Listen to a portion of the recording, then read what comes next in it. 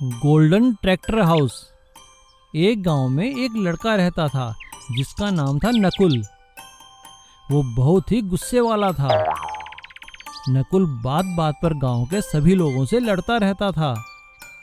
उसकी इन्हीं हरकतों की वजह से उसका गांव में कोई दोस्त भी नहीं था। उसके इस गुस्से से उसके माँ बाप बहुत परेशान थे। एक दिन नकुल की मौसी उनसे मिलने आती है। वो नकुल की माँ से कहती है, मैं तो कहती हूँ जवान लड़का है, इसकी शादी करा दो, सब ठीक हो जाएगा। ये बात तो तुमने ठीक कही दीदी। अगर कोई अच्छी लड़की हो तो जल्दी बताना। मौसी की सलाह मानकर नकुल के माँ बाप उसकी शादी कराने की सोचने लगते हैं।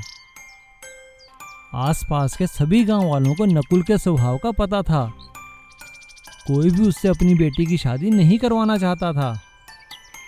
नकुल के पिता परेशान होकर नकुल की माँ से कहते हैं, अरे कमला, हमारा नकुल है ही निकम्मा, इससे कोई अपनी बेटी की शादी भी नहीं करा रहा।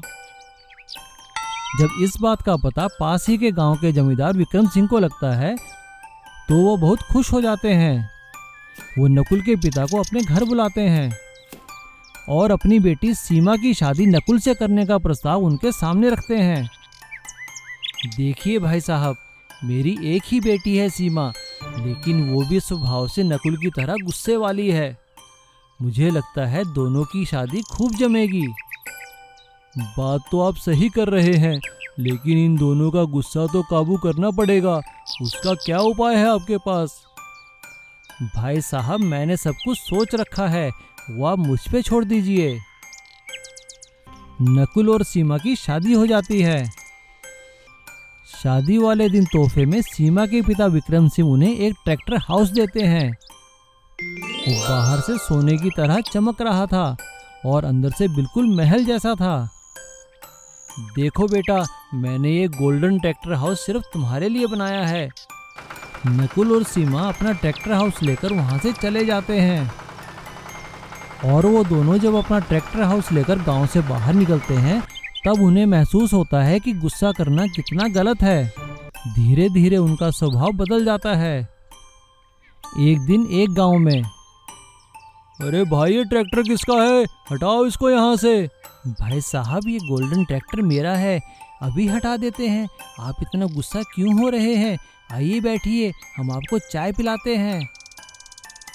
अब नकुल सभी लोगों से इसी तरह से बात करता है। विक्रम सिंह हंसते हुए कहते हैं, ये हुई ना बात।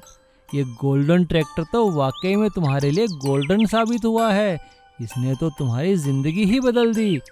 हमेशा खुश रहो मेरे बच्चों। हवाई रिक्शा। कई साल पहले एक गांव में गिरधारी नाम का एक व्यक्ति रहता था। वो रिक्शा चलाता था। उसका एक पोता था बंटी। बंटी के माता पिता बचपन में ही गुजर गए थे। बंटी को उसके दादाजी ने ही पाला था। एक दिन गिरधारी लाल अपने रिक्शा के पास जाते जाते गिर जाता है। बंटी भागकर अपने दादाजी को उठाता है। अरे दादाजी, उठिए, क्या हुआ आपको? अरे कुछ नहीं बेटा, बस थोड़ी सी कमजोरी है, ठीक हो जाऊंगा।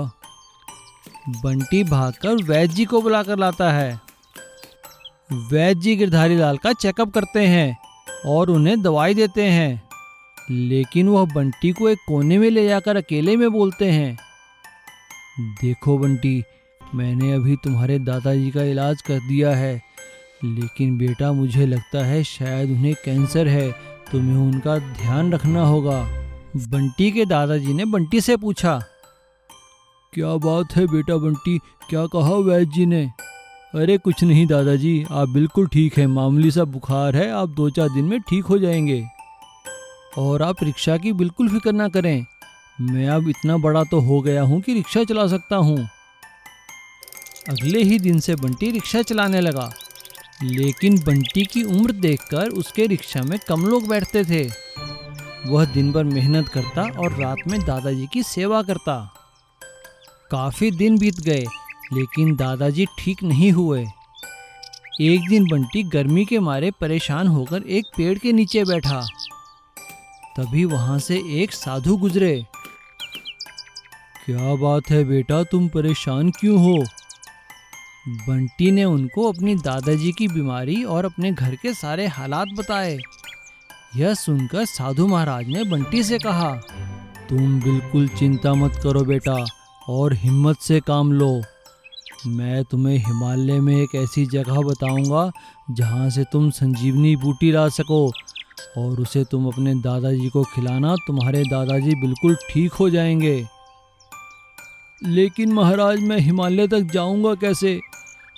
मेरे पास तो कोई गाड़ी भी नहीं है इस रिक्शा के अलावा। बेटा, यह रिक्शा ही तुम्हें वहां लेकर जाएगा। मैं तुम्हें एक ऐसा मंत्र दूंगा जिसे तुम रिक्शा पे बैठकर बोलोगे तो तुम्हारा रिक्शा उड़ने लगेगा और तुम जहाँ चाहो इसे ले जा सकते हो। साधु महाराज बंटी के कान में वो मंत्र बोलते हैं। बंटी रिक्शा में बैठकर वह मंत्र पढ़ता है और रिक्शा उड़ता हुआ सीधा हिमालय पर्वत पहुंचता है। अरे वाह, यह तो चमत्कार हो गया। और बंटी वहां से संजीवनी बूटी लाकर अपने दादाजी को खिलाता है। उसके दादाजी ठीक हो जाते हैं। लेकिन उनके पड़ोस में रहने वाला कमलू यह देख के उनसे जलने लगता है। अरे अरे बंटी बेटा, क्या बात है, तुम्हारा रिक्शा तो उड़ने लग गया। क्या बात है, क्या जादू मंत्र करते हो? बंटी भोलेपन में उन्हें मंत्र बता देता है और कमलू लालच में आकर अपने रिक्शा पर बैठकर वह मंत्र पढ़ता है। क्योंकि कमलू के दिल में चोर था और उसने लालचवश अपने रिक्शा को उड़ाना चाहा और उसका रिक्शा थोड़ी देर उड़कर एक गड्ढे में जा गिरा। यह देखकर सभी लोग हंसने लगे और बंटी के दादाजी ने उनसे कहा, देखो भाइयों, किसी भी विद्या का गलत उपयोग नहीं करना चाहिए। हमें जो भी ज्ञान मिले उसका हमें अच्छाई के लिए ही प्रयोग करना चाहिए। सीमापुर नेशनल हाईवे के पास बसा एक छोटा सा गांव था जहां के लोग नारियल उगाते थे। गांव के अंदर अधिक जगह नहीं होने के कारण सभी किसान हाईवे के आसपास अपने नारियल के पेड़ उगाया करते थे और हाईवे पर नारियल पानी बेचा करते थे। एक दिन एक लड़का जो पेशे से चोर था उस हाईवे से गुजर रहा था। तभी उसे तेज प्यास लगी। उसने आसपास देखा तो उसे बहुत सारे नारियल के पेड़ नजर आए। वो झट से एक नारियल के पेड़ पर चढ़ा और नारियल तोड़कर पानी पीने लगा। उसे नारियल का पानी बहुत ही अच्छा लगा। अरे वाह, यह नारियल पानी तो बहुत ही मीठा है। क्यों ना मैं नारियल चोरी करना शुरू करता हूँ और इन्हें ले जाकर शहर में बेच दिया करूँगा।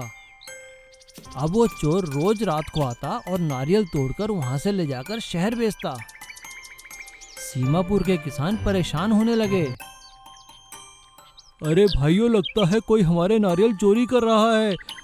देखो, कल शाम को मेरे पेड़ पर कितने नारियल थे और सुबह आने पर एक भी नहीं है। हाँ, मुझे भी ऐसा लगता है। हमें पुलिस थाने जाकर कंप्लेंट लिखानी चाहिए। लेकिन पुलिस उनका मजाक उड़ाती है।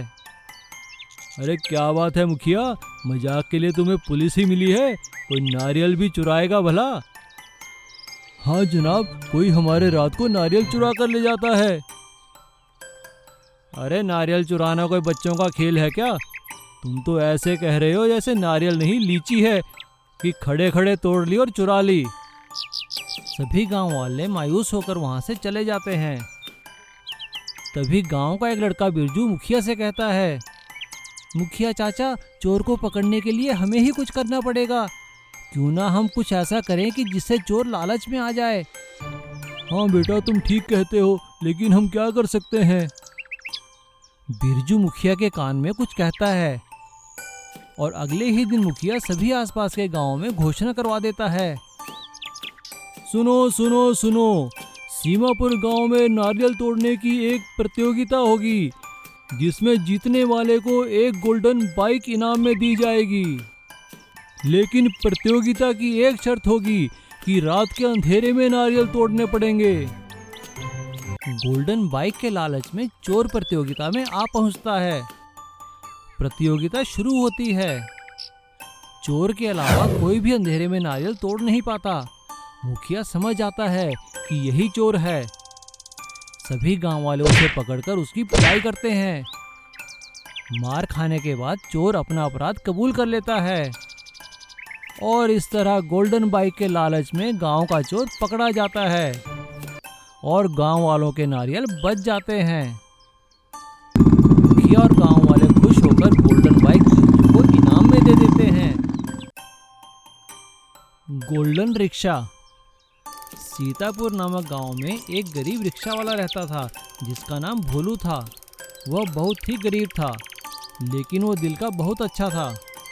उसकी पत्नी हमेशा बीमार रहती थी। वो जो भी कमाता वो सब उसकी पत्नी के दवा में लग जाता। एक दिन गरीबी से तंग आकर वह गांव के सेठ के पास गया। सेठ जी, मुझे अपनी पत्नी के इलाज के लिए 50,000 रुपए की ज़रूरत है। देखो भाई भोलू, पैसे तो मैं तुम्हें दे दूंगा लेकिन तुम्हारे पास गिरवी रखने के लिए है क्या? सेठ जी, मैं आपके पास नौकरी कर लूँगा। सेठ भोलू को पैसे दे देता है और बेचारा मजबूर भोलू सेठ जी के यहाँ गुलामी करने लगता है। सेठ जी की एक पत्नी थी। एक दिन जब सेठ और उसकी पत्नी रिक्शा में बैठकर कहीं जा रहे थे तो अचानक एक गड्ढा आ गया जो भोलू को दिखाई नहीं दिया। सेठ और उसकी पत्नी दोनों रिक्शे से नीचे आ गिरे। हाय हाय, मार दिया रे मुझे। हे भगवान, ये क्या किया रे पगले? नहीं मालकिन, मैंने जानबूझकर ऐसा नहीं किया। सेठ भोलू पर बहुत चिल्लाया। अरे नालायक, तुझे दिखाई नहीं देता? गिरा दिया हम दोनों को। भोलू वहां से मायूस होकर जाने लगा। तभी उसे रास्ते में एक साधु दिखाई दिए। भोलू ने रिक्शा रोककर उनसे पूछा, प्रणाम साधु महाराज, आप पैदल कहाँ जा रहे हैं? चलिए मैं आपको छोड़ देता हूँ।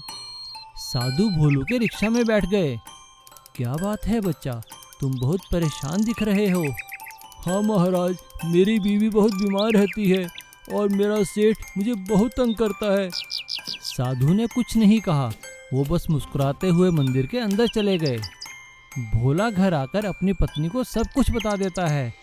यह सब सुनकर भोला की पत्नी कहती है, सुनिए जी, मुझे अब और दवा की जरूरत नहीं है, मैं ठीक हूँ। अगले दिन सुबह जब भोला उठता है तो अपनी रिक्शा को देखकर हैरान हो जाता है। अरे यह क्या, मेरी रिक्शा सोने की तरह कैसे चमक रही है? जब वो पास जाकर देखता है तो उसकी रिक्शा सोने की तरह चमक ही नहीं रही थी बल्कि वो सोने की बन चुकी थी। भोला अपने रिक्शा का पैडल निकालकर सुनार की दुकान जाता है। सोने का पैडल सुनार को बेचकर उसे काफ़ी पैसे मिल जाते हैं। वो पैसे लेकर सीधा सेठ के पास जाता है। ये लीजिए सेठ जी, आपके पैसे और आपका ब्याज। सेठ को पैसे देकर भोलू जैसे ही वहां से जाने लगता है, सेठ गुस्से में उठकर उसको मारने के लिए दौड़ता है, लेकिन रास्ते में ठोकर खाकर सेठ गिर जाता है और उन्हें काफी चोट लगती है। अरे कोई मुझे बचाओ। सेठ की आवाज सुनकर सेठ की पत्नी बाहर आती है, लेकिन वो भी ठोकर खाकर वहीं गिर जाती है। तभी साधु महाराज वहां आते हैं।